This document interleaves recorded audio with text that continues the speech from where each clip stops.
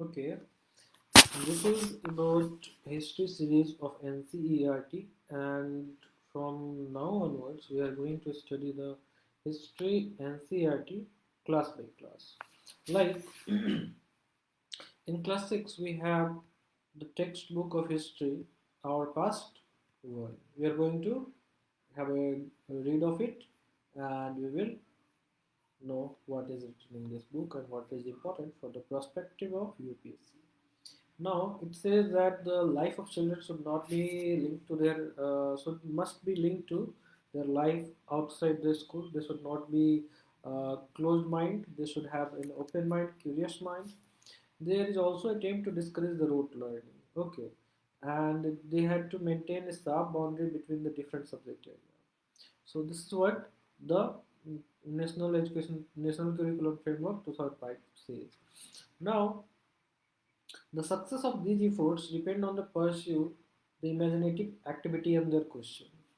So it is not the responsibility only of the children but also of the teacher to encourage him to ask some imaginative questions. Now the thing is that we must have to treat children as participant in learning, not as a receiver in a fixed body of knowledge. So they must have some flexibility. They should be treated as participant. Now it says that flexibility in the delta is as necessary as rigor in implementing the annual calendar. So things have been designed accordingly. So the people's life should be linked. Now they have to thank all the person who helped them. So this is what the thing. Now coming to the this one, this is our national anthem, Janaganamana Dinayak, and this is composed by Rabindranath Tagore and was adopted by the Constituent Assembly as national anthem in 1950s on the 24th of January.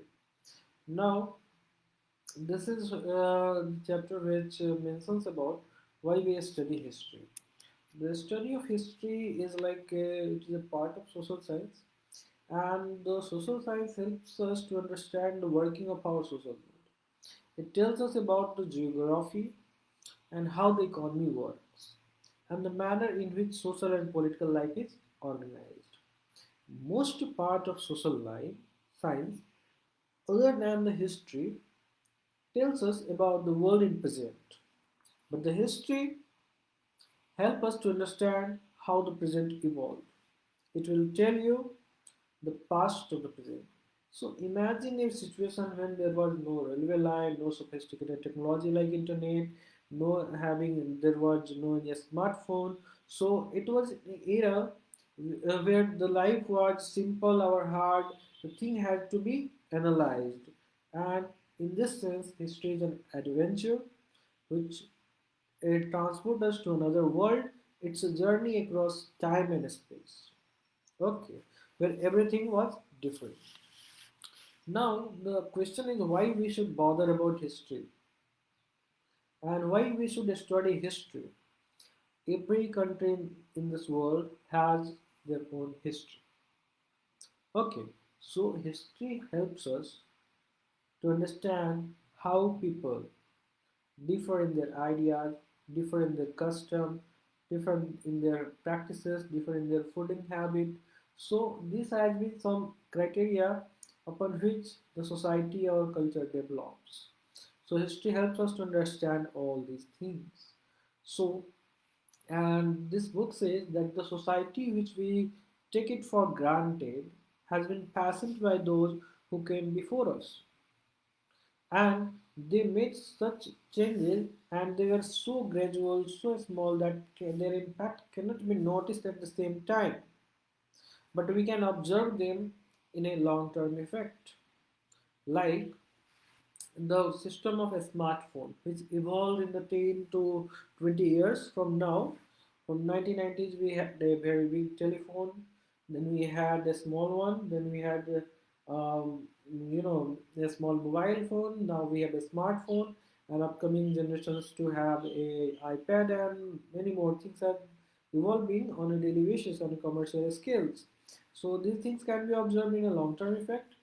Now, this is about the past, who helps us to understand the important skills and qualities of the people of that time, which enable us, and they also make us know about the society and how it is.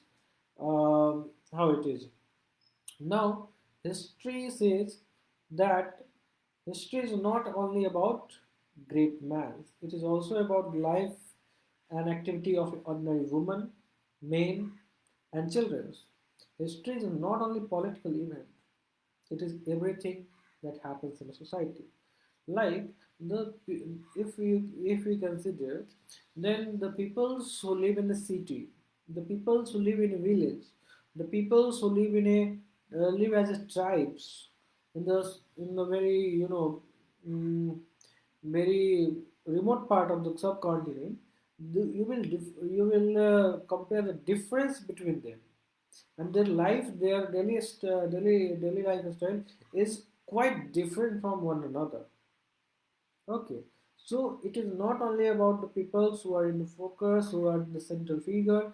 The life of all the peoples as a whole constitute the history, and what happens in a society is history, not only the events. So this is what we have. Now we have content, and this is content about the what, where, how, and when. Then we had on the trail of the earliest people. Then we have from food gathering to the food growing. Then we had in the earliest city. We had chapter number 5, what books and burials tells us. Then we had kingdoms, kings, early republic, new questions and ideas, along with Ashok, that is the emperor who gave up the war. Then we have vital village and thriving towns. Then we had traders, kings, and pilgrims. Now we have new empire and kingdoms. Then we had buildings, paintings, and books. So all of these are there, and we are going to read it out. Then we had a number of tools and technology which is given in this book. That they must have definition. There are sources which are required. Then there is some additional information is made. Then we had elsewhere, that is a comparison to the world. Then we had keywords have been written down there. Then we had some important dates have been column down. Then we had some imaginative questions are there. Then we have recall, discuss, and let us do. Now coming to the straight to the point. This is chapter number 1. What, where, how, and when. So it is saying that what can we know about the past? We can know about the past, about the life of hunters, herders, farmers, rulers, merchants, priests, crafters, everyone who lived there. The games children played.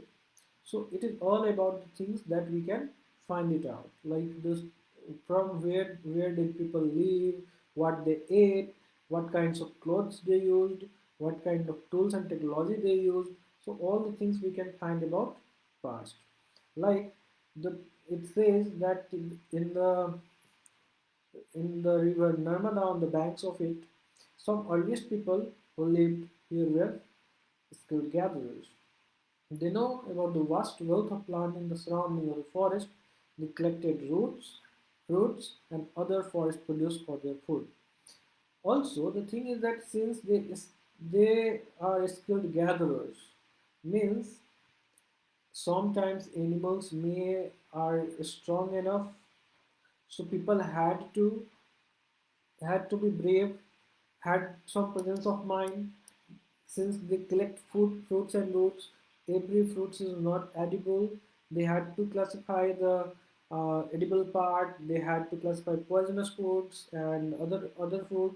So they had some amount of knowledge, and which must be passed from generation to generation. So if someone asked that if are they literate, is the peoples are literate, then obviously, they were not literate in the sense we consider today, but for the survival, they had to pass some knowledge to their community, they had to learn it, observe it, so they had some skills, they had some knowledge itself. So, this is what we have to interpret. Now, we have Suleiman and Kirthar Hills, which located in northwestern part of the subcontinent of India, and these are the area where women and men first began to grow crops such as wheat, barley, about 8,000 years ago located here. People began rearing animals. So from agriculture, they developed domestication of animals. Okay, so this is related. Now we have other places like Garo Hills in the northwest and Vindhyas in the central India. This is Garo Hills, this is Vindhyas in central India. So these are the some area where the agriculture first developed. And this is also the area where first time the rice was grown. And we had evidence of rice from Allahabad. So these rices which have been grown there, so these rices are from wild rices. They have not been. They had no. They, at that point of time, they had no knowledge about the transplantation of paddy. So these rice were wild rice.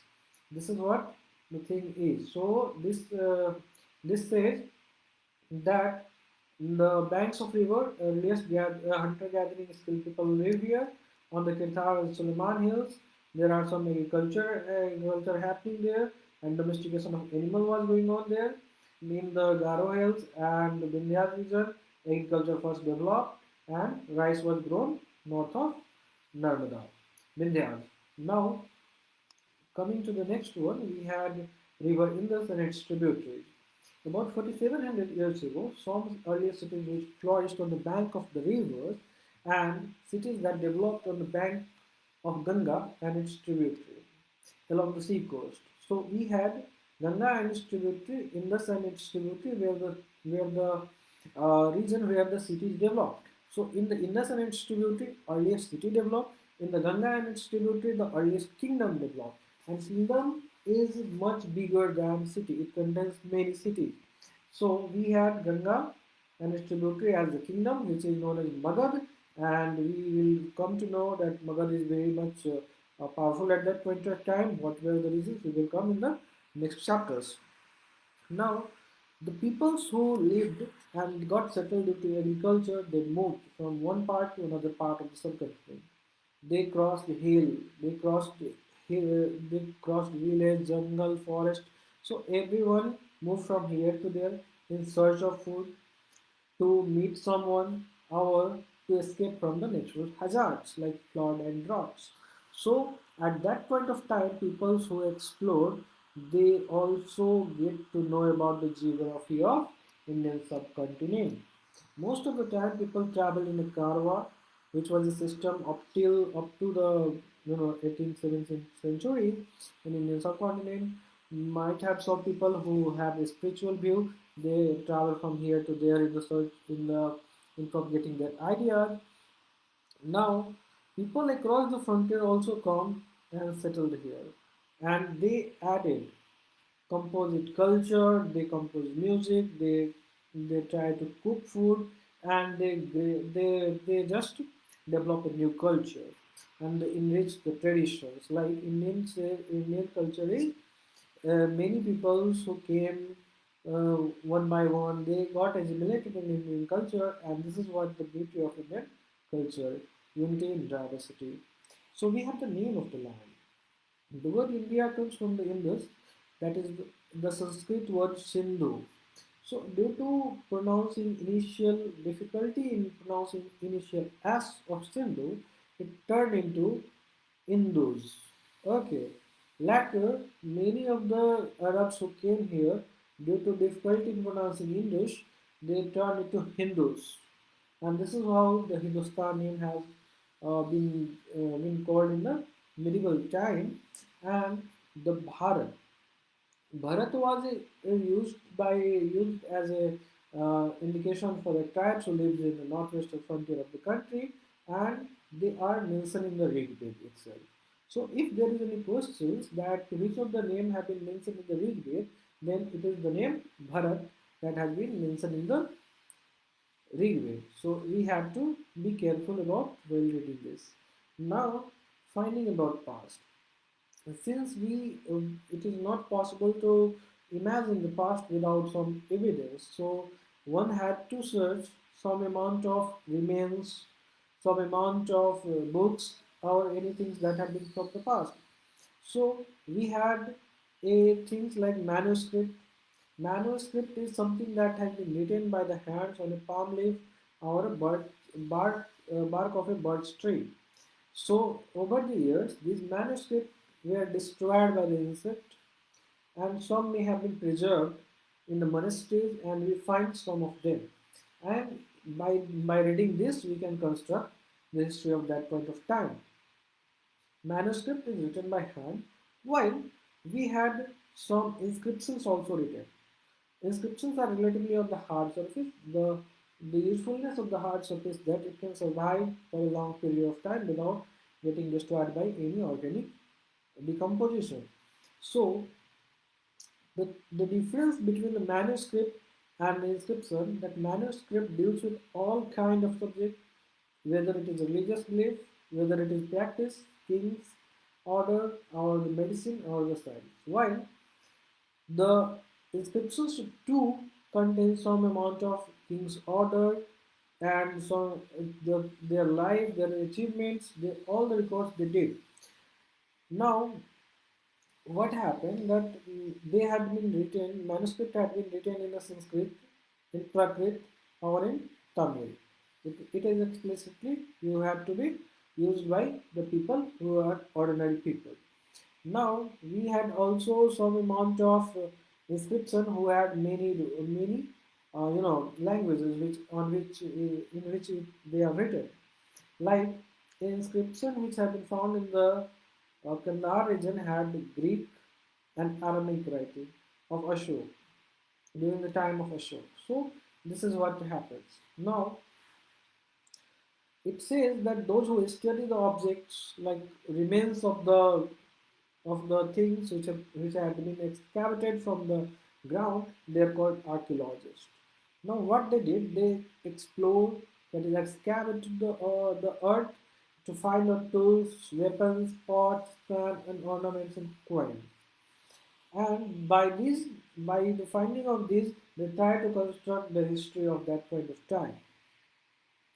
Like archaeologists who look for the bones of animals, bird, and fish to find out what people ate at that point of time. Now they had a number of if someone had find number of pots out of the metal work, then they used to calculate it on that basis about the past. Now we had one past or many past. The past is a different past, as we say, that this book says that it is not about the life only of the king. The history is about all things that happens in a society. So the past and past. Past is someone who is individual, like focus on the king, the family, their hierarchy. Well, past is simultaneously focusing on the society at large, that what happens in a society, how what society, how whether people's what they do and what their regular activities were. So it is about the past, focusing on the ordinary peoples too. Like it says that today most of people who living in the Andaman Island, they get their food by hunting, fishing, and collecting forest produce, while the people who live in the most of the sophisticated cities depend on others for the supplies of food. So different exist in the past as well as in present also. So we have to be careful about the differences, and we must have to read accordingly in order to be very well. Now, generally ordinary people who who lived at that point of time did not keep any record of what they did. So it was hard for the archaeologists to find about their lives, but there is much remain unknown, and they are exploring on the daily basis. Now we had, what do dates mean? Like all the things have been had been counted from the birth of Jesus, that is found of Christianity, that is AD, Anno Domini, and there is BC, before Christ. Now this is BC is also called as BCE, and this is also called as CE. Okay, so we have to be careful about the dates which have been mentioned in the various chapters. Now let us with the date, that is Anno Domini, which is after the birth of Jesus Christ. Now we had CE, that is after birth of Common Era, and this is how things going on. The process for like sometimes the inscription had been found there, and inscription contains some amount of letters or script, or and they had to use some language. So the people who used to read that inscriptions are known as the process of decipherment. This is what it means about. There had a famous Egyptian country in the North Africa where the kings and queen about 5,000 years ago, and there had an inscription in the three different languages and script, Greek and two forms of Egyptian. So scholars who read the Greek figure and the names of the king and queen were enclosed in a little thread called cat-talk, and they placed the Greek and Egyptian side by side and identified the sound which for which Egyptian letters stood. So this is what the things the historians do. They try to explore the world in a very different way. Most of the time, most of the social science which we study, they tells us about the present society, but the history transport us to the past of the present. So we have to be curious about the historical things and events. Now we had on the trail of the earliest people. The earliest people, why were they on the move? Like we described them as the hunter-gatherers, they had no any specific location. They try to hunt animals, they gather fruits and roots, and they try to eat them. So none of these things were too easy for them. Like there were several animals who could run faster than us. Many of them were stronger enough. So in order to hunt animals, to catch fish, bird, people had to be alert, quick, and had a lot of presence of mind. They had to be very much enthusiastic in classifying the things like plant who are poisonous, the parts that is edible that are not. They also had to compare the and observe the seasons when the fruits ripe. So, if there is any questions like the skill uh, of the Indus peoples or the peoples of the Paleolithic or Mesolithic age, then we had to mention about these things, that it is not an easy task to hunt and gather, and people have to be quick, alert, and they had to classify the thing, and they also had knowledge of season. And more upon this, they had to pass this knowledge to their group or to their tribes. This is what the things are going on from the last centuries, last millions of centuries. Now we had there are at least four reasons why hunter gatherers moved from place to place. Like they are saying about in the search of food, in search of a smaller prey, in search of grass or leaf. Some wild animals who in the search of grass and leaves, they move from here to there, and so the peoples had to follow their movement.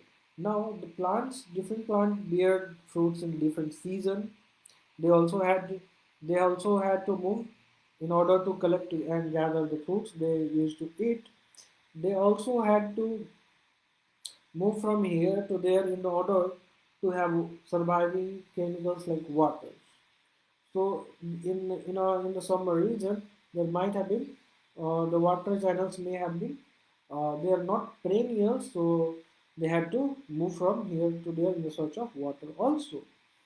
And it says that they travel to meet friends and relatives. So this could be also be a reason for them. Now archaeologists have found that the things hunter-gatherer made and used, and from them they had calculated a number of things. Like some of the tools they used were used for scraping the bark of the tree, to hide in the animal skin, to chop fruits, to chop roots, and they had also some amount of sieving type of things, so that they can use to, you know, use the skin of the animals also. So they had a number of tools. They also had wood, which was used to make the huts of the people where they used to live. Now, this is some amount of tools which is shown here. Now, we have to move to the next one, that choosing a place to live. Where did they live? So, all the places which had marked in the red triangle are the site are, which are the evidence of which are the evidence of hunters and gatherers. Now we have to look it there. Like this is about the Paleolithic site, that is a red triangle. We are finding that Kurnool Caves is a Paleolithic site, Hungsi Valley is a Paleolithic site, we had Bhimbetka Paleolithic site, and these three are only Paleolithic site. Now we had a square that is for Neolithic site, then we had green for the megalithic site, then we had about early village, then we had modern cities. So the Neolithic site is the some sites where the earliest agriculture community developed, and on which foundation we had a modern society up to till date. So this is what the thing is. Now we have Paleolithic site, Vimbetka, which is a very important site, and then we have it is a habitation site, as saying, as we will read about habitation and factory sites. Now we had Hungsi, then we had Inamgao, then we had Kurnool Caves where the fire had been found, and fire altars have been also found. So we had Brahmagiri, Payampally, Adichalu, that is a megalithic site. Megalithic site is famous for the big stones and also a huge amount of iron tools.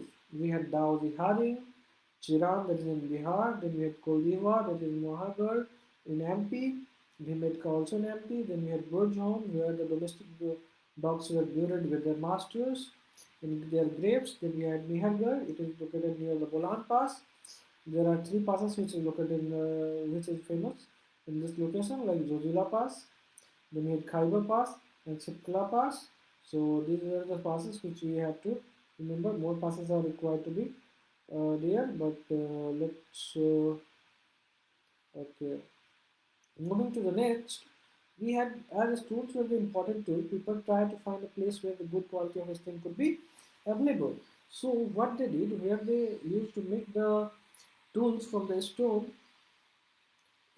they used to make by a stone and a stone technique or pressure flaking technique. So these were the sites were known as factory site. While sometimes people who lived for a longer spell of time, these sites are called as habitation come factory site. Now we had some Bhimbetka, which is a site known as a habitation site, and people lived where the people these are some places where the people live. So people choose to have some natural caves because they provide shelter from rain, heat, and wind. And natural caves and the rock shelter are found in the Vindhyas, Deccan plateaus, and Narmada valleys. So this is what the natural caves look like in the Metka, I think. Now we have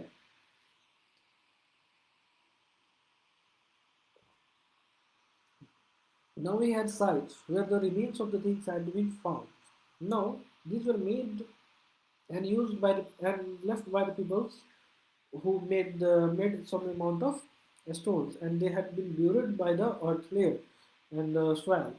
So making of the stone tools, that is a stone on a stone, on which stone and stone were held on one hand and one is used as harbor to another. Now we had pressure plating where here the core was placed on the form and a harmer stone was used on a piece of the bone or a stone that was placed on a core to remove plates that could shaped into tools. It was just that a tools is there and another tools is just harming it in the core so that the crystal fractures should be there, and these were used as making tools. Now we had finding about the fire. Like Colonel Caves on the map, there had been traces of ashes have been found. This suggests that people were familiar with the use of fire. So the fire is a very important thing we have to remember. As we know that they use the fire to cook the meat, to scare the animals, to clear the forest, and many more uses they could have. But since we know that the live, you know, uh, you know, live meat contains some amount of disease. They had some bacterial things, and they need to be cooked in order to be very well clean and bacteria free. So if they eat the live meat, then they might suffer from amount of disease, and they will unfortunately die.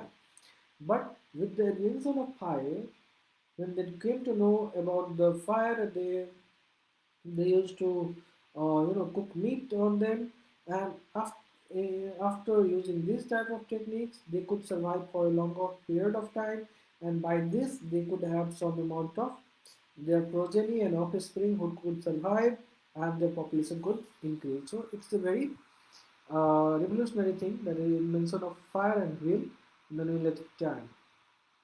Now we had a changing environment. There were major changes in the climate of the world, because at that point of time in Pleistocene age, um, Paleolithic age, there was ice age, and ice age, most of the Paleolithic age was in the ice age. But due to the warm condition, there were changes in the condition and climate over the world, and this led to the ice into water, and from this the grassland ecosystem developed. And now a number of you know primary consumer, uh, any herbivores, they grows in a number, and their number increase led to the hunting easy. They could learn about their food habit, and they could also observe their breeding season.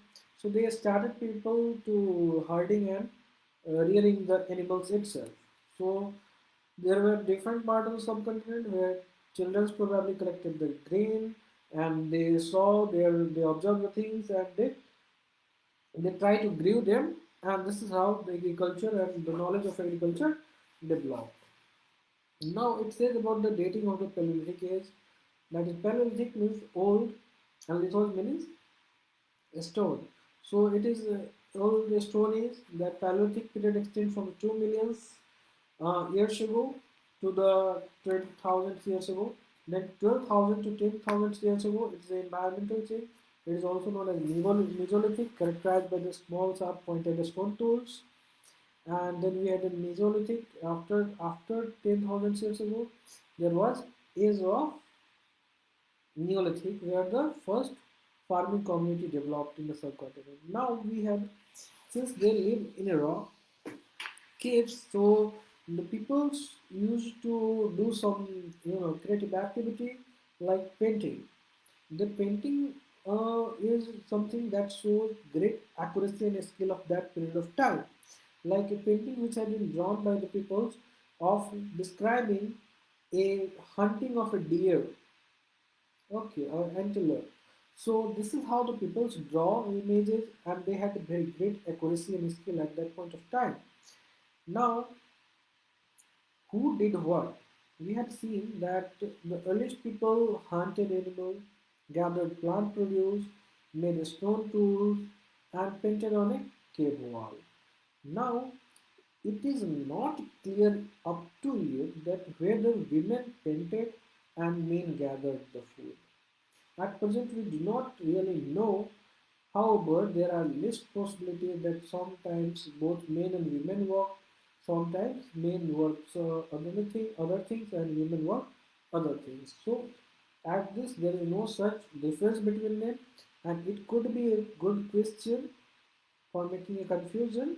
So, we have to remember these points. So, now we have ostrich in India have been found during the Paleolithic age. Now we have various sites which have been mentioned here, like Hungsi. Hungsi, we saw that it is located like here. Now Hungsi is a site that is Paleolithic site found in a large where the large number of tools used for all sort of activity had been found. It is a habitation cum factory site. Means there were tools which were also made and cheaply available there, and also the people used to live here. Now some of the sites were close to the spring. Most tools were made from the limestone which was locally available. So this is very good things that people used to live at that place where the things are easily available. Now we have elsewhere. The painting is from below in this below is from a cave in France, which had the painting in a bright colors, and it is something that have been made from some minerals like oak color or iron ore and charcoal. So they use these things. It is possible that the painting were done on a ceremonial occasion, and they were made for the spiritual rituals or performed by the hunters before they went in search of prey. Now in India, we had also had some colors added to the painting. It's from the minerals, not from the minerals, might have been from the plants which we found in that area itself. So this is what the chapter number 2 was. And now moving to chapter number 3, from gathering to the growing food. We had varieties of food. Most of our food, such as fruit, vegetable, grain, milk, it comes from the plant that we grow and animals that we rear. Like different animals prefer different type of environment. So in order to save the animals, they also had to move from here to there. And the beginning of farming and herding people's start. Like when there was a relatively warm condition, the people used to observe the animals, and this is how they got to know about the growing season, their pattern, their life. And men and women, children probably observe the things, they try to grow them, and this is how agriculture developed.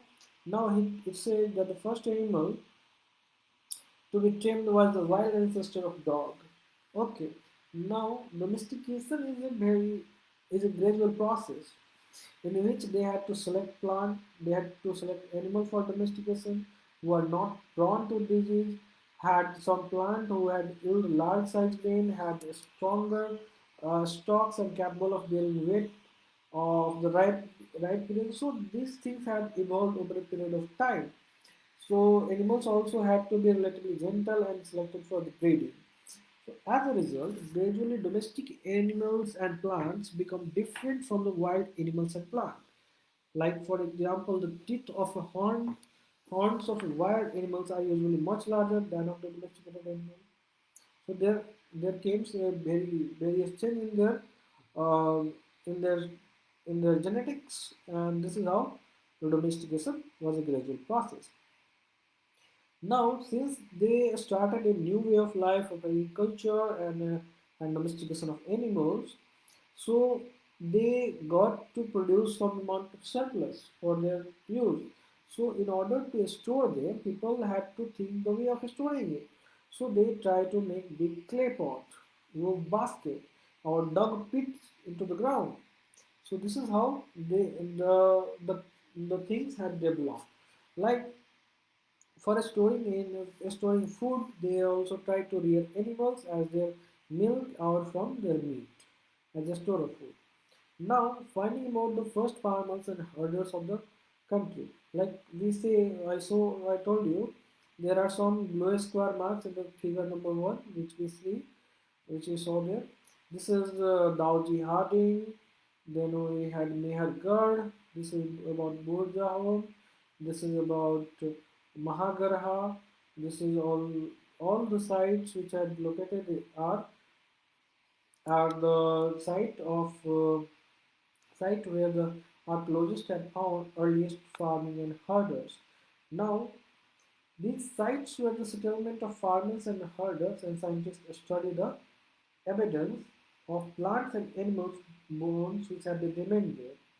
Like there are several sites where the remains of burnt grain had been found.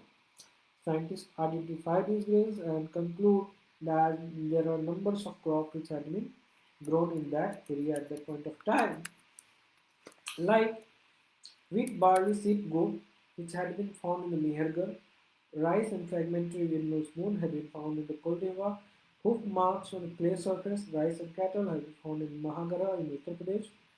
We had wheat and lentils in the Gurkral region. We had dog, cattle, sheep, goat, buffalo is found in the Burja home. It is also site where dogs were buried with their masters. And many more things have been found in the different sites. And we are moving towards societal life. Since agriculture was a revolutionary process in the life, evolution in the human life. Like we had some sites in Birjahom, that is present day Kashmir, people built pit houses which were dug into the ground and with the steps leading into them. These may had provided shelter in cold weather. Archaeologists say that they had cooking hut both inside and they had outside. Depending on the season, people used to make food inside or outside. This is an important one that in the setting of the Burj home, in the site of Burj home, there was cult of domestic herb as well as outside. We had Neolithic and Paleolithic tools. Like the, the tools of the Neolithic had some fine cutting, had were polished like mortars and pestle used for the grinding grains, and other for plant produce. Mortars and pestles are used for the grinding grains even today, like chakki, इस चक्की का आटा खाते हो. So that's like things we had. So we had mortars and pestles there. We had Paleolithic type of tools which continue to be used today, like hand axes. Okay, then we had some amount of borers, points. Okay, it is something. The thing is that the periodization between the Paleolithic, Neolithic, and Mesolithic is due to the change in the climate and change in the tools technology.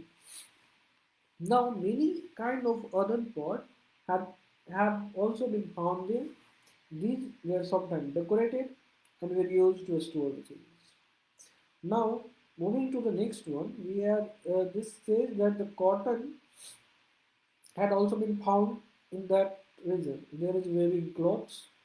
We also had founding of the spindle whorl in the in I think in Lothal itself. So we had a number of things which is found there. Cotton, which is found in the Neolithic era, were called Singdan at that point of time, and it was famous in the world for the trade. Now we had men and women who also continued to hunt and gather food, and elsewhere people adopted farming and herding slowly because it was evolved in the northwestern subcontinent part of subcontinent. Later it, you know, spread to the other part of the subcontinent itself. So this is how the things develop in a gradual manner. Now, thing is to remember that the LCRT mentioning for the second time about the differentiation between men and women. So we must have to very clear that if there is any statement for the differentiation of work or division of work between men and women, must have to uh, mark it down. Okay. Then we had what about the other customs and practices? Now, many of the farmers and herders lives in a group called tribes, and they had some certain practices and customs that may have existed as well. Like even in today, the tribes which lived, they had their own language, particularly their own customs. They had no any economic differences. They worked for a common goal, and they had a very rich tradition, including their own music, language, stories, and painting. There are some ladies and males who are old. They are respected for their experience.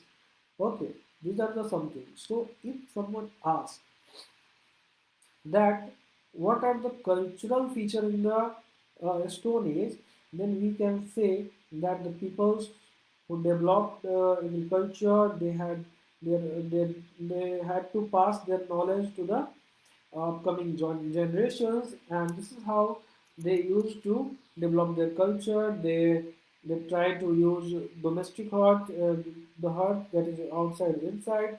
In the northwestern subcontinent, they use quants, they use fire, they use, there is evidence of access from the Kalibangan. They also had some amount of, since they lived at one place, they had some amount of cultural exchanges, and this is how the tribal culture, people's from nomad becomes tribal. They had weaving clothes, and there is painting things. So there are overall the culture was in developing phase at that point of time. We have to conclude this. And moving to the next one, we had Mehergarh. Like this is located in a fertile plain near the Bolan Pass and the most important to Iran. Now we had some amount of finding of rearing of sheep, goat for the first time in this area, and it is one of the earliest village that we know about. It is the one of the earliest village that we know about. Now, archaeologists who excavated the site found evidence of many kinds of animal bones from the earliest flavor. Like this includes bone of the wild animals such as deer and pig. One had to remember that cattle bones are most common at Mehergarh, suggesting that this was the animal that were generally kept by the people. So we must have to mark it down that it is a site where cattle were prevalent. Since cattle were prevalent, that means they have been used for agriculture purpose. And this is why we had earliest village community developed here. Okay, so this is what the things is. Now we have archaeologists found various sites where they dig in layer by layer, because some people will make their home and they got discard their homes because they had been made of the made not of the back brick, but they had to they make might have been made of huts made of wood and wild leaves. So after some time they had to discard it and they had to make a new one. So they got buried underground by layer. So they used to, you know, excavate all the things and they see that how the things evolve. Now we had other finding in Mehergarh that they had rectangular or square houses. They had each house had four or more compartments, some of which may have been used for storage. Also, that there is some forms of life after death, because people who die, they used to buried with them goats and may have been some amount of food which they believe that could be used in the next world. So people believe in the life after death, and it's a picture of burial of a man with some amount of goats and all. Now, moving to the next, we have the closer look of the Dao Jihading, which is in Assam, and it is the area where the stone tools like mortars and pestle have been found. These are area where jadeite, a stone tools which found in this area, is not founding in the which is not available locally. So it might have been bought from China itself. So they also had a common finding are made of the fossil wood and pottery. So Dauji Harding is also near the Brahmaputra Valley in Assam, and these are the closest route to the China and Myanmar. So elsewhere we have Turkey. Turkey is the most famous Neolithic site, Kettle Hayuk, and they had found in the Mediterranean region, and this is how the things evolved. And by this, the chapter number 3 closes. Now moving to the chapter number 4, it is in the earliest cities. Like old buildings have a story to tell, because there are many buildings. It is saying about the story of Harappa.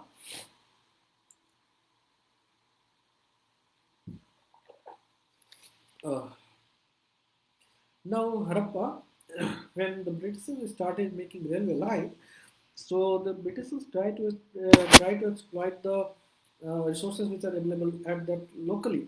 So that they found the high quality bricks and they used in laying the railway line. But later they realized there are a number of thousands of bricks have been found. So they found that it is something unique. So they called their archaeological survey department and they made a visit there and they found it is a ruins of a great city or the earliest city at that point of time. And this is how the discovery of Harappa was there. Now we have a special about the city that in Harappa or Indus Valley civilization, the city was divided into two parts. That is the upper part, that is administrative part, which might have been inhabited by the people who were, influential uh, person at that point of time. Then we had lower town, which had been inhabited by the local and common peoples, and it is said that most of the great structure and beautiful structure had been made in the citadel itself. So it is the upper part, like the book says that special buildings were constructed on the citadel. In Mohenjo-daro, there is a special tank was constructed there, and they had been made watertight. But we had to study these things not as a history, but we had to study in a very good manner in order to be well life. This says that the city planning was the citadel in the lower town. Use of the big brick were used to make a building, wall around each part. So they had been using interlocking pattern. They had watertight separation between the for the watertight separation. So all of these things, like things, if someone asks, the science describe the science and technology in Indus Valley and civilization. So what we are going to use is that since they had great bricks and big must have been found in the thousands of them, so they had to use some amount of standard in order to make such a brick on a huge scale. And since they use big brick, not sun-dried bricks, so big brick requires some amount of skills to be made, some amount of coal to be made, some amount of wood to be used for making the bricks. So science and technology at that point of time was very good. They had a very good amount, a good sense of science and technology at that point of time. They are making watertight, waterproof great bath. It means that they had a very good sense of materials which were found in the found in area at that point of time.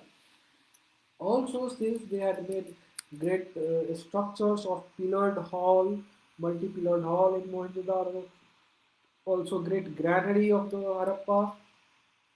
So all the things indicate that they had very good amount of structural planning or architectural sense, and this is how what the science and technology advanced at that point of time. They also had making of pottery. They also had the city planning that is that we will study in the later phases. Like they had nalas, which were drainage system was very impressive at that point of time. Also, they had inspection holes were of at different intervals, and they had a very slopy surface in order to pass the water from height to lower. So this is how the things and science and technology developed in that era. Perhaps the great and special tank which we found in the Mohenjo-daro might have been used by people to take dip in the tank on a special occasion. Like Kalibangan and Lothal had fire altars where sacrifices may have been made. Lothal had elaborate house storehouses because Lothal is located on the seaport, near the seaport, and this is where the things had been imported or exported. So Lothal is there. No, now Lothal also had some amount of finding about the metal works. because remains of the metals have been found in the different locations of the Lothal. So it might have been used that bead making is the chief activity at Lothal. Now Kalibangan had fire altars. Had fire altars. That means that they had used for sacrifices, for the want of sacrifices, and this is how the things develop. Also, the fire altars have been found in many, in many amounts, but most of them have been not used, and rather we can say that they had been discarded because accordingly they had not been in the length, weight, and size of the mentioned things. So it says that they had very good knowledge of geometry also. Also, this is how the things develop. Now, since they are exporting very important, they should have also developed good amount of precise, weighting system. Though they had a linear weighting system, but they had a very good weighting system at that point of time available. So the science and technology advancement was very good there. Making of silver also. So we will study all the things in a very subsequent manner. Like we had house, drain, and streets. Like generally, house were either one story or two stories, with the rooms built around the courtyard. Most houses had separate bathing area, and some had wells to supply water.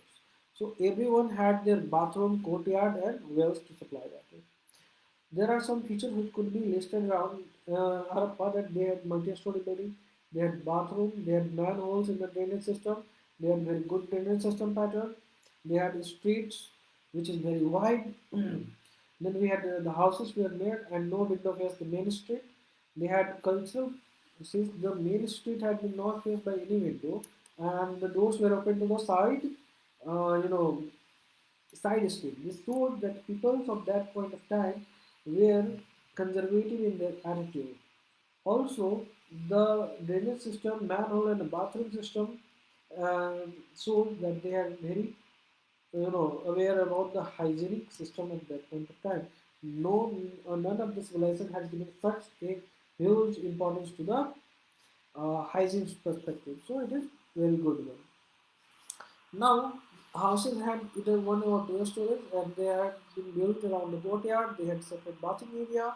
They had wells to supply water. They had covered drains, and every houses had their drains connected to the street drainage, and this street drainage later had a gentle slope so that water could flow through it, and the drains in the houses were connected to the street, and a smaller drains little bigger one, and in the drainage system they also had inspection holes at interval so that one can clean them.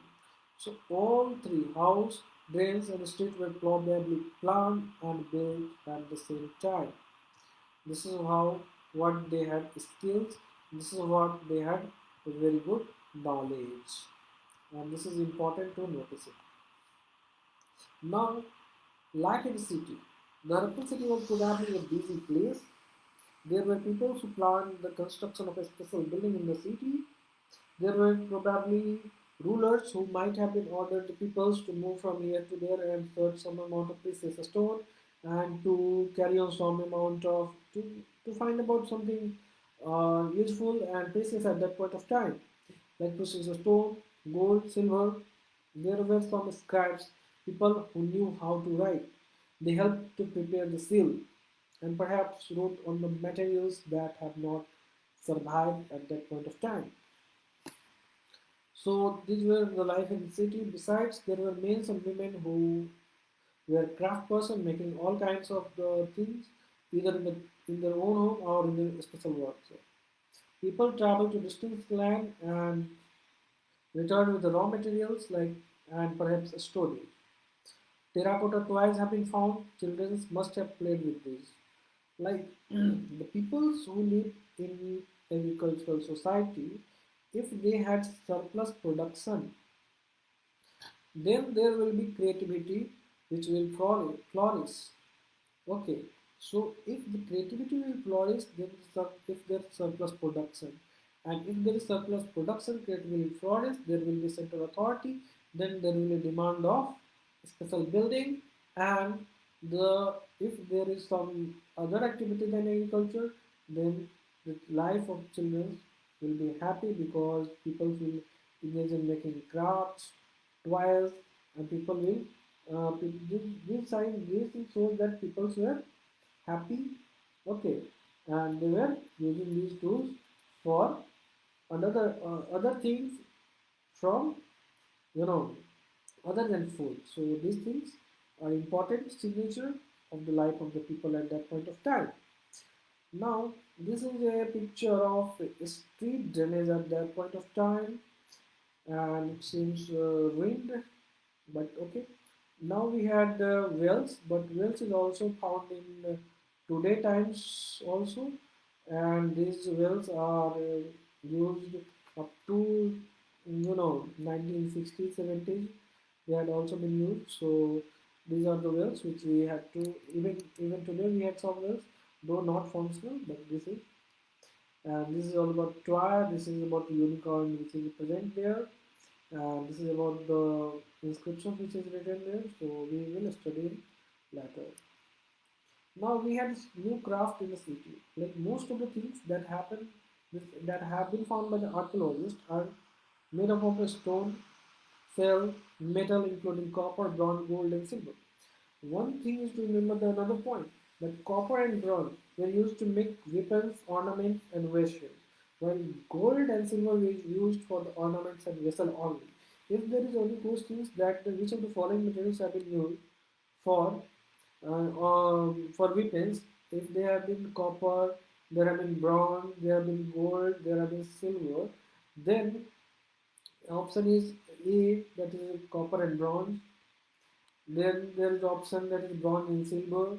Then there is C, that is the silver and gold. Then there is D, that is all of the above. So we must have to take A, that is copper and bronze. So these are some important things to remember.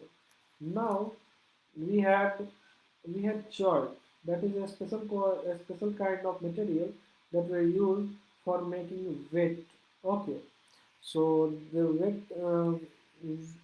and measures were also used. Now, harpoons also made seal out of stone. They are generally rectangular and usually had an animal carved on them. Now, we have the harpoons also made pots with a beautiful black design. Now, seal making is a very important feature of harpers. They had a unique feature of lustrous seal making. Though they are not aware of any artistic thing, there are numerous things that have been found in that in archaeological evidence. Like they had this one. This is a very good artistic image of they had. Image of a bronze girl, image of Nataraj. So everything has been there. Now, cotton, which may have been probably grown at Mehergarh, which is one of the oldest sites, about 7,000 years ago, have been found in the silver vase, and some copper objects at Mohenjo-daro. Archaeologists also had found spindle wheels at these places, and this is one of the important things that they had cotton, which is called sindan also. We have faience. Faience is a material which has been used in a gum that is called as quartz, and these objects were then glazed and resulting in the shiny glassy surface. So this is also the in Mehergarh we had spindle wheels, remains of cotton, we had terracotta figure along with the faience figure. They were used to spin the thread. Okay. Now we had many of the things were made and were produced were probably the work of a specialist, because the images like cutting a stone, polishing beads, or cutting seal, that will like how look at this picture. It is mentioning on this picture how well this mouth has been carved. Even one thing has not been anything has not been left here. So these are very beautiful paintings like this three side of the painting have been made. a flower had been made. So it is something that is very beautiful carved, the shape of the eyes, ear, even the nose. So everything has been beautifully carved. So this must have been work of a spot craft person. Nobody could have been in a specialist. Not everybody could have been a specialist because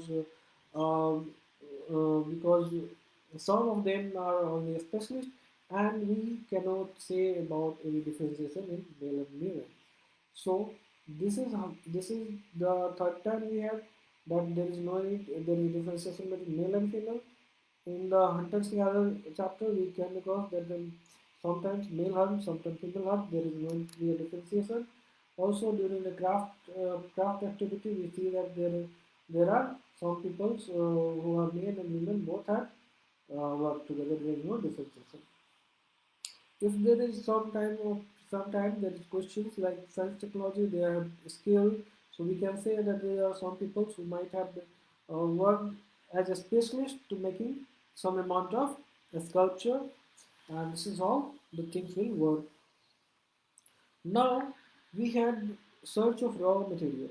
That's raw material that were found naturally, and sometimes they have been produced by the farmers and herders. But some metals which have been found, which is not present in the local, they might have been brought from the other places, like the copper from the Oman and Rajasthan. They had tin from Afghanistan. They also had gold from the South India, and this is how the things developed at that point of time. Like uh, this seems that they had very good, cultural or regional contact with one another. Now this is the picture of bullock cart.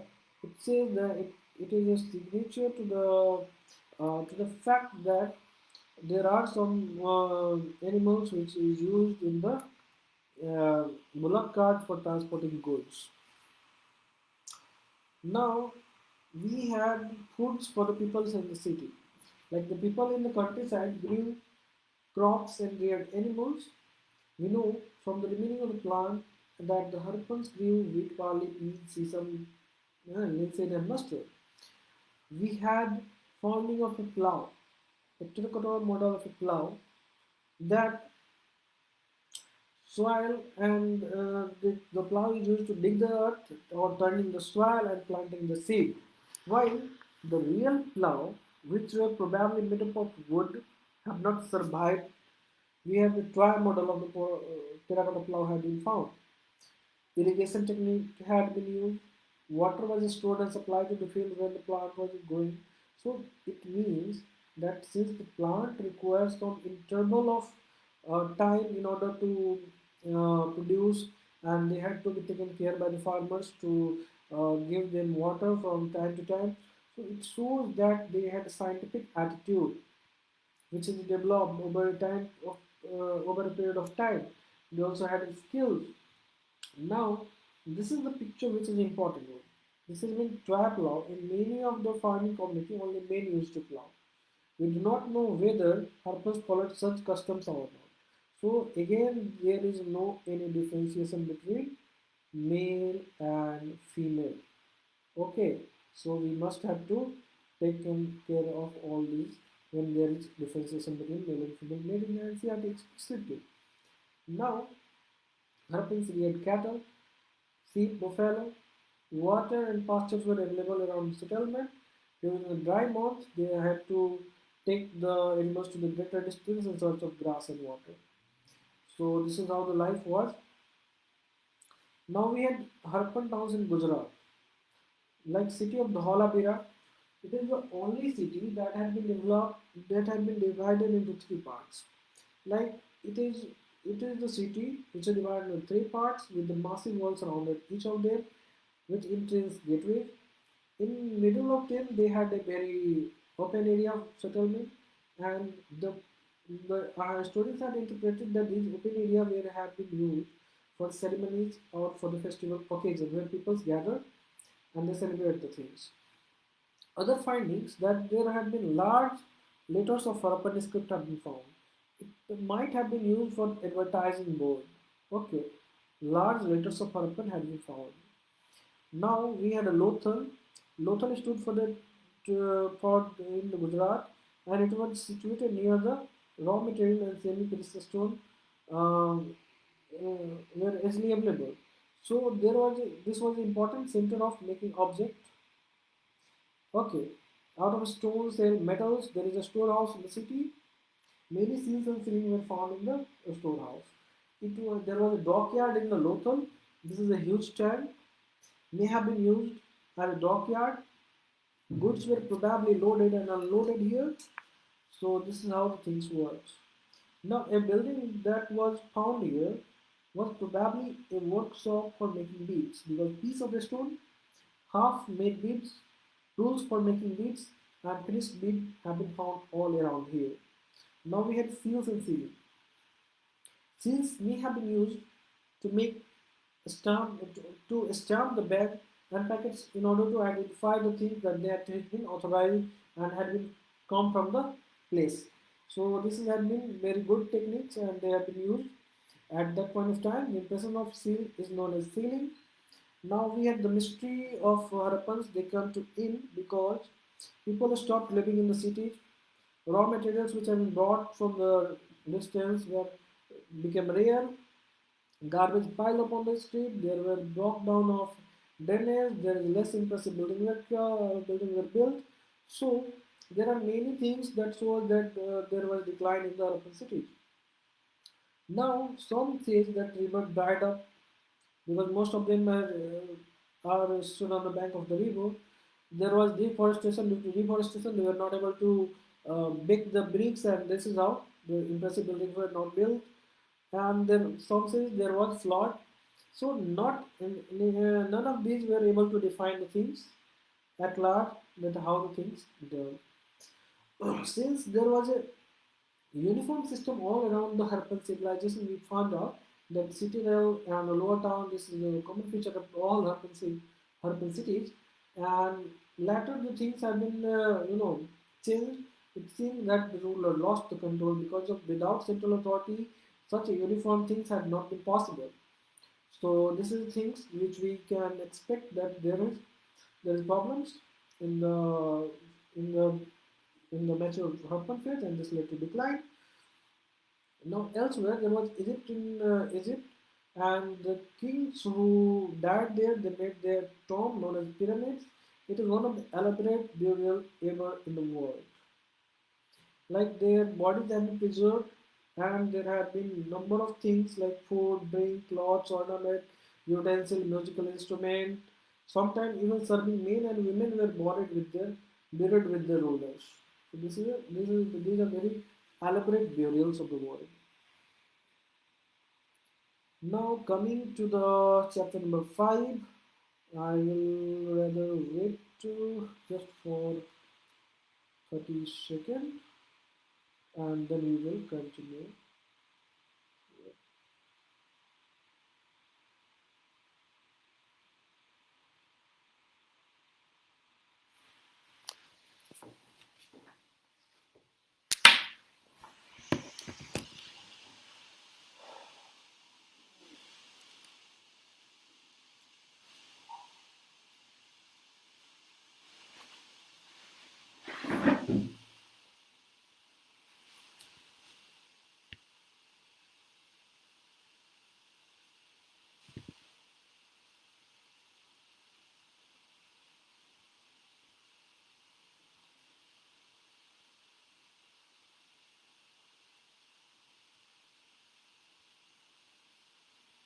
Okay, let's just start with the chapter number 5. That is what books and burials tells us. One of the oldest books in the world that is about the Rig Ved, Sam Ved, Yajurved, and Atharvaved. The oldest Ved is Rig Ved.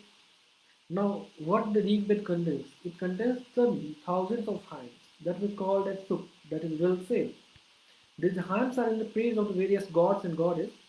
Three gods are especially important, that is Agni, that is god of fire, Indra, that is god of warrior, and Soma, that is the plant from which the special drink is prepared. Since the Soma is a plant which is found in the Himalayan region and for this the knowledge of geography is important. So people who lived at that point of time, they had a great knowledge of geography also.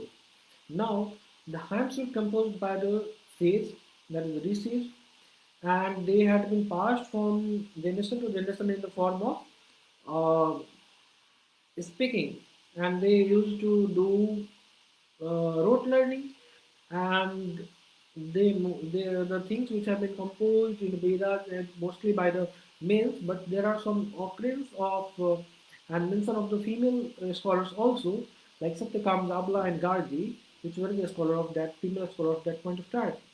We had Sanskrit and other language, like Sanskrit is a part of the family of a language known as Indo-European, like some Indian language like Assamese, Gujarati, Hindi, Kashmiri, and Sindhi, where all belongs to Indo-European language. French, German, Greek, Italian, and Spanish. They are called family because they had common origin in the world. If you consider meaning like Matra in Sanskrit, Ma in Hindi, and Mother in English. So this is how things work. Now we had Tibeto-Burman family that includes then northeastern language. Then we had Dravidian family that includes Tamil, Telugu, Kannada, and Malayalam language. Then we had some amount of Austroasiatic family also belongs in the central India. So most of the things that we have to remember is Indo-European family that includes the Sanskrit, Hindi, Kashmiri, Sindhi, Spanish, English, French, German, Greek, and Italian. So this is how the things were. Now, how historians study the Rig Veda? So historians and like archaeologists find about the past in addition to the material remains. Like some of the hymns of the Rig Veda are in the form of dialogue, like the first dialogue of the Bismitra to the two rivers Byas and Satluj that were worshipped as god. So Rig Veda is a very important source to know about the geography of that uh, geographical sense of that point of time because it mentions about many of the river. So it is important. Now we had a manuscript found of Rigu Bed have been found in the Kashmir, and English translation is now done, and they have been preserved in the Pune library. Now we had Bismitra and the river says about that this is a communication between them, and it has been mentioned that historians point that the hymn was composed in the area where these rivers flows.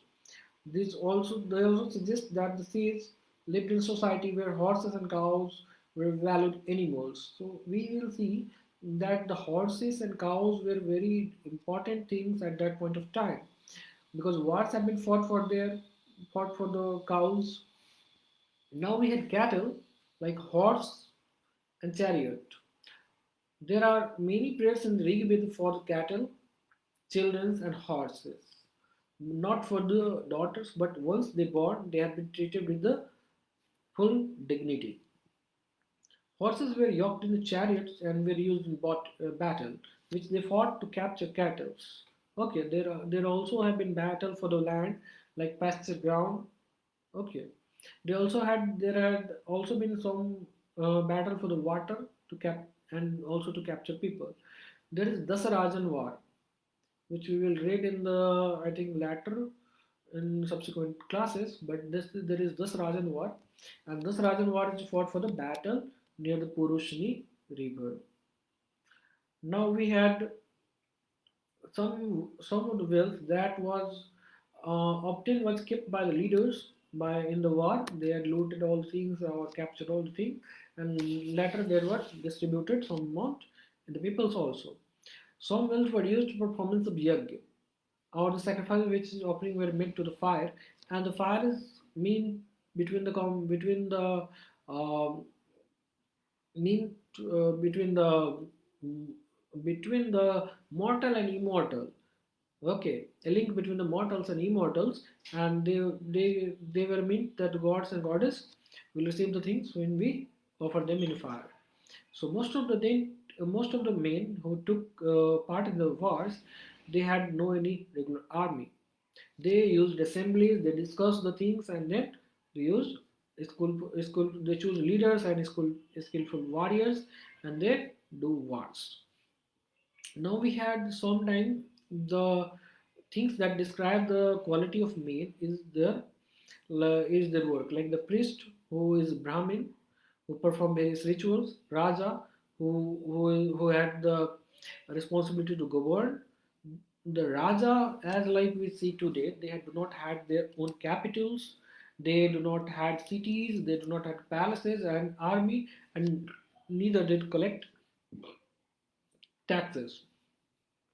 And generally, they had no any, dynasty politics. Like son did not automatically succeed father as Raja.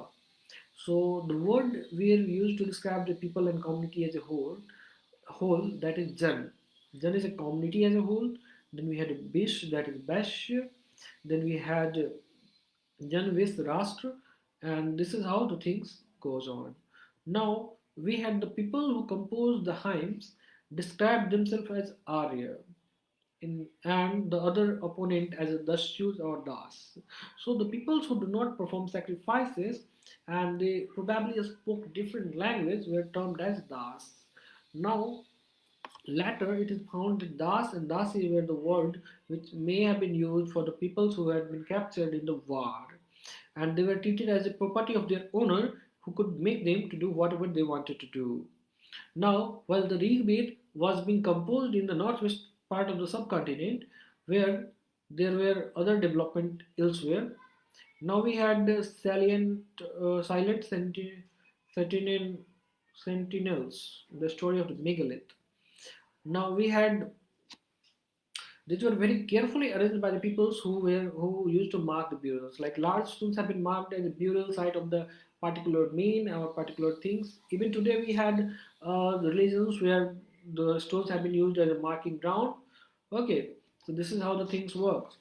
Like this have been found in Deccan, South India, Northeast and Kashmir. It is not only in South India, but it is found over the Indian subcontinent in the Northeast, in the South India, in the Deccan region, in the Kashmir region. So it is important. Now, some important megalithic sites are shown in the map number 2 in the page number 14. That is, we saw that Adichalur, we had Adichalur, hmm, Payampalli, etc. have been the megalithic site have been found there. So we see that megalithic can be seen on the surface. Other megalithic burial grounds are often underground. There are two types of megalith. One is on the surface, other is on the ground. Sometimes archaeologists found a circle of stone boulders or single large stone standing on the ground. These are only indications that there is a burial beneath it. So all these burials had some common features. Generally, the dead were buried with a distinctive pot, which were called as black and red ware, and also found are the tools and weapons of iron, sometimes skeleton, horse, equipments, and ornaments of stone and gold. It also means that they had belief in life after death. Also, the thing to notice is black and red ware. Earlier we see that there was black ware which were used. Now we had black and red ware which had been used. Later we will come to know northern polished black ware will be used. So we will come across these things in the later phases.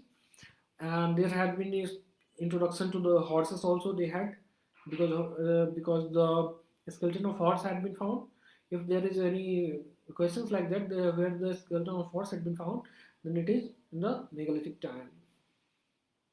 Now, how we find about the social differentiation at that point of time, because in some of the burials there have been more objects found in one grave than another's. Like one skeleton had been buried with the 33 gold beads, 2 stone beads, and 4 copper bangles, and one couch. Other had only a few pots. This suggests that there is difference in the status among the people who were buried. Some might have been rich, some might have been poor, some were chief, and others followed it. So, where some burials spot means for certain families, like they used to make a stone on the burial site, and beneath the dead is placed. So, was it contains more than sometimes megalithic burials, which contains more than one skeleton. They indicates that the people belonging to the same family were buried in the same place though not at the same time. So the thing is that very clear that those who died latter, mouse नहीं है क्या? mm, they have been brought to the same area where a stone and circle were there. So this is how the things work. Now we had a special burial at Inamgaon. Inamgaon is the city where the earliest village, as we come across to know about these things. Like here, the adults were buried in the ground and laid out straight, with the head towards the north, and sometimes burial are within the house. Vessels were probably kept and they contained food and water that were placed with the dead. Like one man who was found buried in a large four-legged clay jar in the courtyard of Form Room, one of the largest houses in the site of Inamgaon. They had a body in the center of settlement.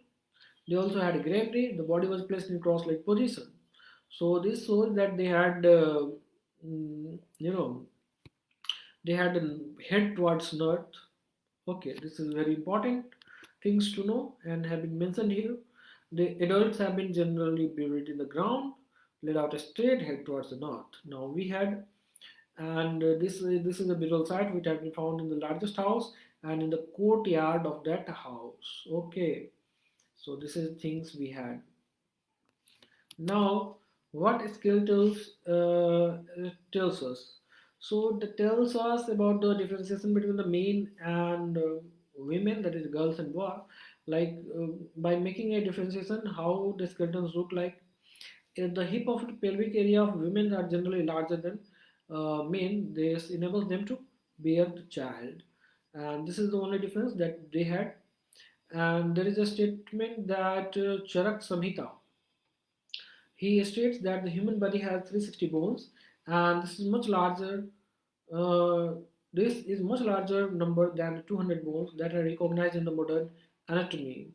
So Charak arrived at this figure by counting the teeth, joints, and cartilage. So this is how the things were there. Now we had occupation at Inamgaon. Now, how do we find the occupation that most of the number of animal, many bearing the cut marks, shows that they have been used as a food and have also been found. Like there are number of cattle, buffalo, goat, sheep, dog, horse, ass, pig, sambo, spotted deer, and number of berries have been collected from that places. It shows that people used to use the animal as food because they cut animal. There have been cut marks on the bones have been found. There have been use of rice, pulse, millets, and peas. This means that they had agriculture community. There are number of berries. That means they had very good sense of um, seasonal plants. So all of them, it's a earliest village. Okay, so this is how the things goes on, and the life becomes settled. Now elsewhere in the China, the peoples used animal bone known as oracle bone to write some things, and it is here the king got scribes to write the question on the bone, and they have been used, and they were put in the fire, and when they cracked, the fortune tellers studies these cracks and try to predict the future of the things. So this is how the things were in China. Now this is the end of chapter number 5. Now moving to chapter number 6. Moving to chapter number 6, we had kingdoms, kings, and early republic. Like choosing leaders or rulers by voting is something that is new in the common thing in the present time, but around 3000 years ago, changes taking place where in which way the Raja were chosen. Since we see that the Raja were chosen and they have been not hereditary post and they had not been a post which is chosen by the peoples who did assemblies, and the school skillful peoples and the brave peoples were chosen as a leader, and they were considered as Raja. However, some males who become Raja by performing very big sacrifices, like Aswamedh. A horse was let loose to wander freely, and it was guarded by the Raja men.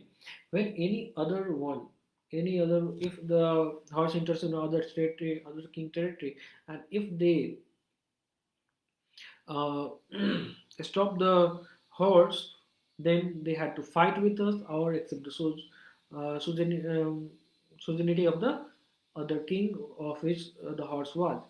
So this is how the things goes on, and he becomes when the one who did the Sumedh Yag, they are they become the central figure of the yajna, and various people and Raja who become the in the sovereignty of the king. They brought gift to them, and the Raja became the central figure in the rituals, and they had a special seat throne and had a tiger skin.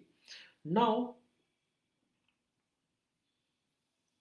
we had a number of things to be read out. Okay, moving to the next one. They chanted their glory like his relative and especially their son, wives. So priests performed the rituals including the sprinkling of scared water on the king. The ordinary peoples, the beasts and bats also brought the gift to them. And this is how the things works, that they can be now religious sanctions of king has been, an expansion of territory was given to them. Now there are a number of things like burn. Burn have been developed in the Ganga and Yamuna Dwa because they were composed after Rig Ved. There are Rig Vedic scriptures and there are latter Vedic. The Rig Vedic is something that is in earliest one. Then we had latter Vedic because they have been written after the Rig Ved, like Samved, Yajurved, Atharvaved, and describe how rituals were performed.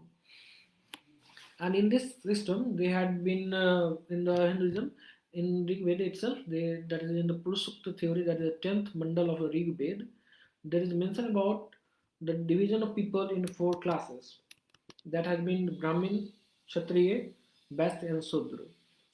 They had to perform their function accordingly. The Brahmin had to teach and gather knowledge. Then we had Kshatriya to protect and to fought war.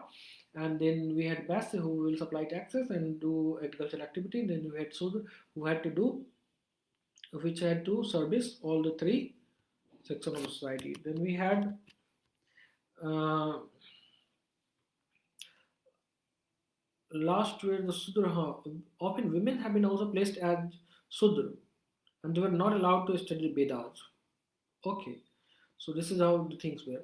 Although these were prevalent in the most of the part of subcontinent, but in the northwestern continent, where there was no any stark difference between the rich and poor, also they had no any uh, you know difference between society itself and where the influence was of the priest was limited. There is no any such differences in the of the burn system. We had painted graveware, that is plates, bowls of the most common vessel made of the painted graveware. These are extremely fine to touch with a nice smooth surface. Like we had black and red ware. Okay, this is one of the earliest ware. Then we had painted gray ware, PGW. Then we have come across not black polished ware technology. So NBPW will be considered at last. So this is how things will work. Now we had Janpad. Since the Raja at the previous time they had only they only fought for the war for territories like pasture ground, and they also fought war for the cattle. But now we had some amount of janpads. Now we had the concept of janpad where the territorial concentration has been there, like Hastinapur, Atranji Khera.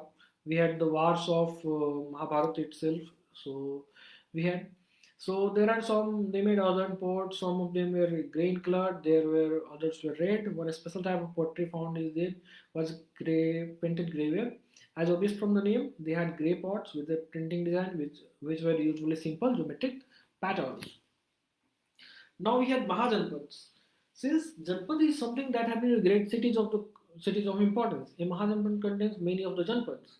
Like we had many cities which have been developed as a route of trade. Like we had Mehergarh, we have Harappa, we have Kuldeva, we had Dholavira, Lothal, etc., which they had developed over a period of time. And the kingdom which contains various amount of cities in there itself. So this is how the thing kingdom Mahajanpads developed. And these were most of Mahajanpad, they had a capital city, and these were fortified, and this means that they had a huge wall, wood, stone had been built around them. Now, like forts were probably built because peoples were afraid of attacks from other king and needed protection. It is likely that some rulers wanted to show how rich and powerful they were by building really large and tall impressive buildings around their cities.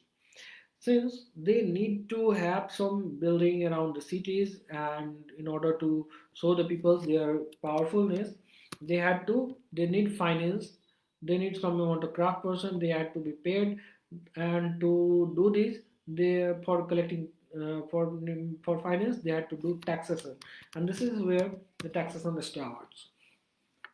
Now we had so how rich the peoples are, and the powerful they are. So they had,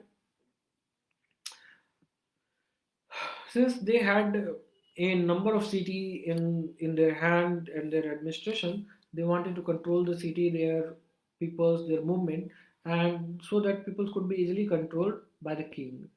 And this is how the things are going on, and this requires a great deal of planning. Thousands, not lakhs of bricks have to prepare, and thousands of men and children were to be used for making the things.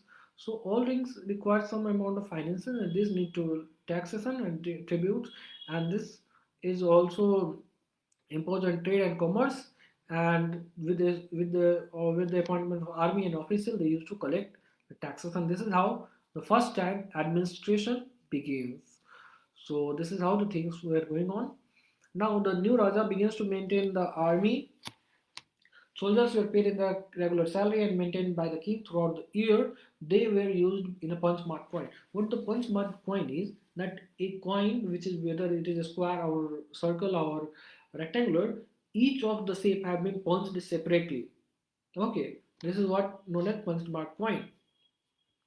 Now we had taxes which have been mentioned in the Mahajanpads. We are building for building a huge fort, for maintaining big armies. There were two reasons for why they had imposed taxes. Though some people gave them occasional gift, but they started regular taxation. Like 1/6 of the produce that usually produced by the agriculture community, they are known as bhag or share. No craft person had to pay them in the form of free labor. Herders have to expected to pay taxes in the form of animals and animal produce. Then we had also taxes on the trade through selling and purchasing. Now we had also hunters and herders who also provided some forest produce in order to do the things. Now we had changes in agriculture.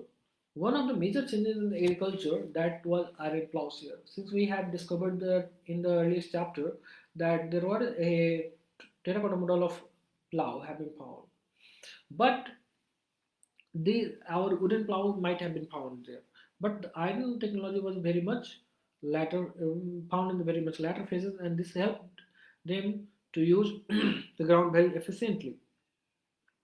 Now, the changes in agriculture is also because of the second, that is, the people began transplanting of the paddy. This led to increase and survive many plants of paddy. This led to increase in surplus of production, and this surplus of production can be used for various things. And this is how the men and women got free from the agriculture, and they used to make toys, craft person, and there are various technology which have been developed. However, it was a breaking work because slave men and women, das and dasis, and agriculture, landless agriculture labor, they used to do agriculture activities because they had a very much burned system, that is Raja, Kshatriya, the Brahmin, Raja, that is Kshatriya, the Bas and Sudra. The Sudra had to do all the agriculture activity itself, and this is the important revolution in the in the in that area, because transplantation of paddy and iron plow share changes the scenario of the of the Janpads and Mahajanpads itself. Now we had a closer look about the Janpads, Mahajanpads of Magad. And Magad is one of the important route for the trade, transportation, water supplies, and this is an important route for the trade between the northwest and the central India. So this is how the things were important. How the Magad rose to the importance is very much important to know. Like the Magad is situated in a fertile plain. There are number of there was sided by three rivers. There is sided by the river. One is the Ganga, one is the Son rivers, and there is one more river. So we had to then the transportation could be easy because at that point of time river was the channel of transportation because the forests were not safe for the trade route. So this is how the things goes on. Now since the Magar is situated in the forested area, there are wild elephant which could be used for training of army. Also the forest produce provided the support for the building houses, carts and chariots. And besides, there were iron ore or mines in that region that could be tapped to make strong tools and weapons.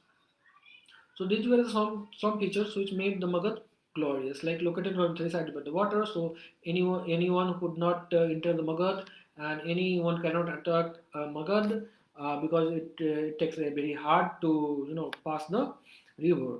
Then transportation was easy because the transport method was water. Then we had main trade routes situated on main trade route. They had fertile zones with a forest cover, which can be used for many purpose. Elephant can be used and they could feed easily. Also, people grow sufficient amount of food because of the fertile plain and the introduction of the transplantation of paddy and iron plowshare. Forest resources could be able to use various materials. Minerals like ore had revolutionized agriculture as well as making tools and weapons that revolutionized the army itself. Now, one of the important rulers were from the Haryanka dynasty, that's Bimbisar and Ajat Satru. Then we had Mahananda dynasty, which is one of the important ruler of that point of time. Earlier, the capital of the Magad was Rajgiri, and later it was shifted to the Patliputra in the modern day. At the time of Mahapadmananda, Alexander visited India and he got scared from the and Hermione were refused to enter into India because they had heard about the stories of the Indian king had their very vast army, so they refused and they were scared, and they and this is how the writer says that Alexander, who defeated the world, had to defeat on their own hands. So this is how the things goes on. Now we had a Magad, then we had Bhaji. Vaji is the capital of Bihar, Baisali, and it is known for its gun and sung system because they do not had any hereditary system of the king and their rule. They used to do assemblies, and in these assemblies, everyone decide what to do, what not to do. But the thing is very much clear that they meet regularly. They das, women, and kamakaras could not participate in these assemblies. It is important. Now we had Buddha and Mahabir, who belong to these gun, that is gun and Sangh. Like Buddha belonged to Sakya gun, Mahabir also belongs to Sangh gun. So we had this, and we had this is the account of Vajji and Dignika, that is a famous book of Buddhist, which contains some speeches of the Buddha. So this is all about that Ajat Sattu, who sent his minister Vashakar to the Buddha to get how to destroy the Vajji because he had a very much ambitious plan to destroy the Vajji confederacy. So Buddha replied that unless up to they had a full and frequent public assembly, they meet acted together, they followed established rule, and they respected and supported and listened to elder. And Vajji up to the time when Vajji respect the women, not held by the force and capture, up to they had maintained the both chat in the towns and village, up to the time when they had wide scent, they cannot be defeated. So these are communication between Ayasuru and Vajji. So at that time, Raja of the powerful kingdom tried to conquer the sun, but they were never able to uh, succeed unless it was captured by the Gupta rulers. We will study in the later phases. Like elsewhere, we had Athens, and in Athens, why it is written here? Because there was a system which has been developed that's called city-state and democracy, and this is where the citizens were recognized for the first time at primary level. Like over the 30 were considered as full citizen, and they could attend the meetings. They had to their appointments have been made to everyone through the lottery, and they were expected to served in the army and the navy. However, women were not considered as a citizen. Also, many foreigners who lived in the Athens, merchants, craftsperson, did not have rights of citizen. So it is just about the definition of the citizenship which have been developed in Athens at that point of time. So this is all about the chapter number 6, and I will take a break here, and uh, we will continue in second lecture itself. So thank you. Have a patience, keep sharing, and goodbye.